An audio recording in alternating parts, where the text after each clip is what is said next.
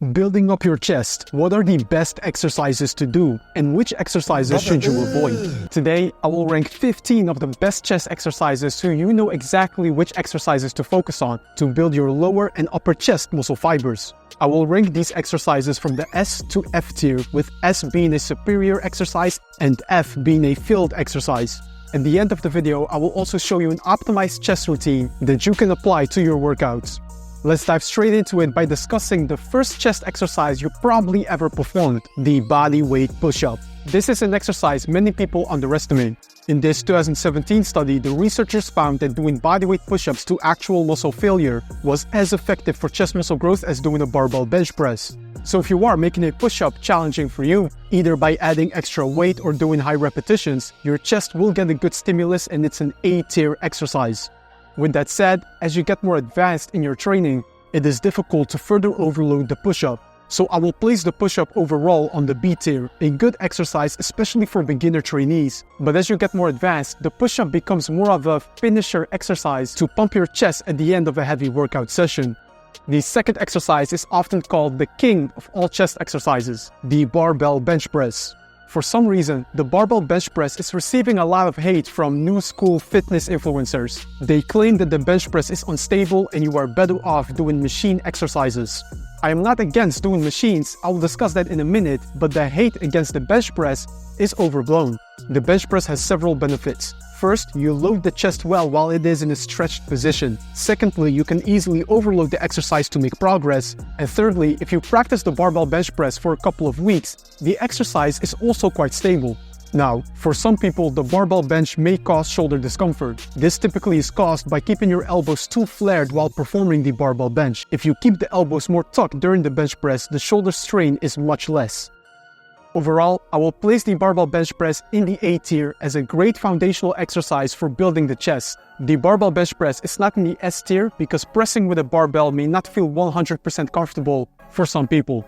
This is a good time to discuss the flat dumbbell bench press because if your shoulder does not respond well to barbell pressing, typically you will feel much more comfortable during a dumbbell bench press. With a dumbbell bench press, you have more control over how the weights move. There is more freedom in terms of how to grip the dumbbells and what direction to press compared to a barbell bench. Also, during a dumbbell bench press, each side of your body gets trained individually. This helps prevent excessive muscle imbalances. Not to mention that you can have more range of motion during a dumbbell bench press. You can go down further than during a barbell bench. Because of these benefits, the flat dumbbell bench press goes straight into the S tier as a fantastic chest exercise and one of my top choices for chest training overall. If you're wondering whether the dumbbell bench press stimulates the chest just as well as a barbell bench, research shows that these two exercises have similar chest activation. The fourth exercise is another classic, the incline barbell bench press to train the upper part of your chest. Like the flat barbell bench press, this exercise gets a bit of hate from some people. But if performed correctly, the incline barbell bench press is a great option for upper chest training. The only problem I have with an incline barbell bench press is that on some incline bench devices, the inclination angle of the bench is too high.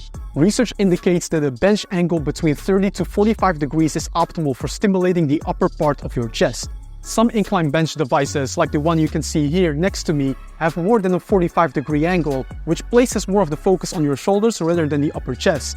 But if you have a reasonable 30 to 45-degree incline angle at your gym, the incline barbell bench press is a great movement for targeting the upper chest. This exercise goes into the A tier because you can overload the upper part of your chest well with a nice range of motion. It just falls a bit short of the S tier because pressing with a barbell still does not remain 100% comfortable for some people. If you want an S tier exercise for the upper chest, go for an incline dumbbell bench press. You are able to train the upper chest with more range of motion, you have more freedom in terms of how to move your shoulder during the press, and it's also easy to overload the exercise. So this is a no-brainer. The incline dumbbell bench press goes straight into the S tier as a fantastic upper chest exercise. There's a reason the incline dumbbell bench press has been around for decades in the fitness scene. The only challenge during an incline dumbbell bench press can sometimes be the setup. Do not try curling the weight up to set up for a heavy incline bench. You can hurt your shoulders doing this. First, place the dumbbells on your knees, lean forward a bit, and then kick them up into position for the first rep, and you should be good to go. The sixth exercise is a decline bench press. The decline bench is often used to help train the lower part of the chest more. But if we look at muscle activation research, We see that the lower head of your pectoral muscles are trained similarly well in a decline and flat bench press. The flat barbell bench press even had slightly higher lower chest activation, and this makes sense from an anatomical point of view. When you keep your chest up during the flat bench press, you already create a natural decline. For this reason, the decline bench press goes into the C tier. It's not a bad exercise, you just don't need a decline bench if you already perform a flat bench press. The next exercise is also one that focuses on the lower part of your chest, and that is doing dips. A dip trains a different resistance curve than other chest exercises. The unique pressing pattern and the fact that you are able to become a master of your own body weight as you get better in doing dips makes this a good exercise to incorporate into your routine. Overall, the dips go into the B tier as a solid exercise choice for the lower chest. Just make sure you lean forward slightly during the dips to make it chest focused. When you stay upright during the dip, it's mostly a triceps exercise. The next movement that I'm going to show you is one that I want you to completely avoid, and that is doing standing plate presses. This exercise has gone viral on social media, but it's truly one of the worst chest exercises out there. For one, there is not even much resistance on the chest. Gravity goes straight down, so as you press the weight, your front deltoid is the muscle that gets worked. Even if you lay down and perform the exercise, you are not able to stretch the chest properly, and using heavier plates makes the exercise dangerous. So the plate presses go straight into the F tier. We don't have to consider this exercise whenever you plan your chest workouts. Now it's time to get back to an actually effective chest exercise, and that is the cable chest fly. Depending on the height at which you set your cable device, you can train different parts of the chest. Perform high to low cable chest flies if you want to focus more on training the lower area of your chest. To focus on the upper head of your chest, perform low to high cable chest flies. I like the cable chest fly because it helps you directly isolate the main function of your chest, which is horizontal adduction. So the chest flies go straight into the S tier. Doing chest flies on top of full range of motion bench pressing is a recipe for massive chest gains. It is also possible to perform chest flies with dumbbells. The dumbbell chest fly loads the chest really well in that stretched position of the exercise, which is the most important for muscle growth. But the resistance at the top of the movement is limited. So the dumbbell chest fly goes into the C tier. It's a decent alternative to cable chest flies. It's not an A or B exercise because of the limited tension at the top of the repetition. The 11th exercise is a creative one, and that is the Landmine Press for the upper chest. I want to call this a better variation of the plate press that I showed you earlier. There is more constant tension on the chest while using the landmine. But I'm still not a fan of this exercise because you need to keep your hands and elbows close together, so you are not able to stretch the chest well.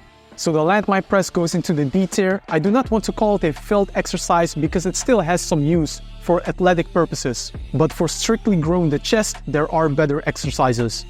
Now it's time to discuss another popular chest exercise, the machine chest press. Some people say you need to prioritize the machine chest press because it is more stable than a barbell bench press. But what does the research show? Both free weight and machine pressing are effective. A 2020 study found similar chest muscle growth after 10 weeks of machine-based or free weight training. So you can definitely use a machine chest press as one of your main compound pushing exercises. The only issue I have with a machine chest press is that in some gyms, the machine press is really crappy. Not every gym has a Prime X3000 optimized chest press machine that gives you a crazy pump. So overall, I will place the chest press machine into the B tier as a good exercise to incorporate, especially if your gym has a good machine chest press. But I still generally lean more towards free weight pressing because you have more freedom of movement, and free weights are easily accessible, even if you train in a different gym whenever you travel. Exercise number 13 is one you may not have heard of before, and that is doing the guillotine press. As the name implies, you bring the bar towards your neck to train the chest in a more lengthened position. I like the theory behind this exercise, but it is a bit risky, especially with a barbell. Also, if we look at the muscle fibers of the pectoralis major, these fibers run diagonally across your chest. So having flared elbows like during a guillotine press actually does not align the resistance that well with your chest fibers. For that reason, the guillotine press goes into the D tier. The suboptimal resistance curve and increased risk of injury makes me dislike this exercise. Now I want to discuss another creative exercise, and that is doing the reverse grip bench press. I know this sounds a bit crazy, but there is research showing that the reverse grip bench press helps increase upper chest activation similar to an incline dumbbell bench press. The increased upper chest activation likely is due to having more shoulder flexion during the reverse grip bench.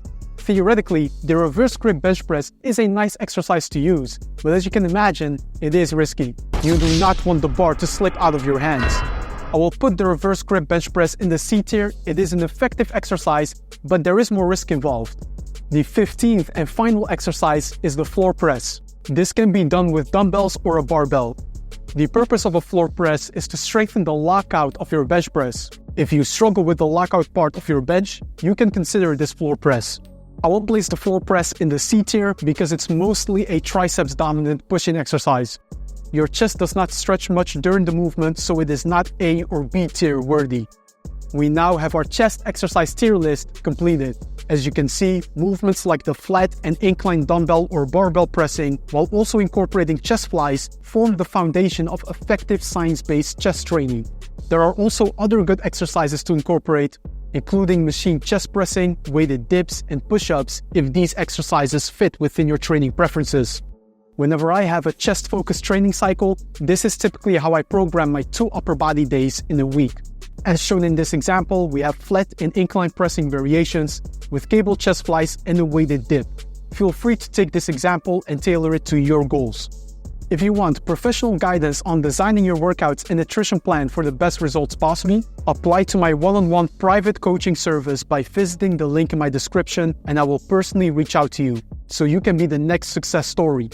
For now, that is all about the chest training tier list. I have an awesome video aligned for you here above, so go ahead and check that out next. Thank you as always for your support, and I will see you in the next one.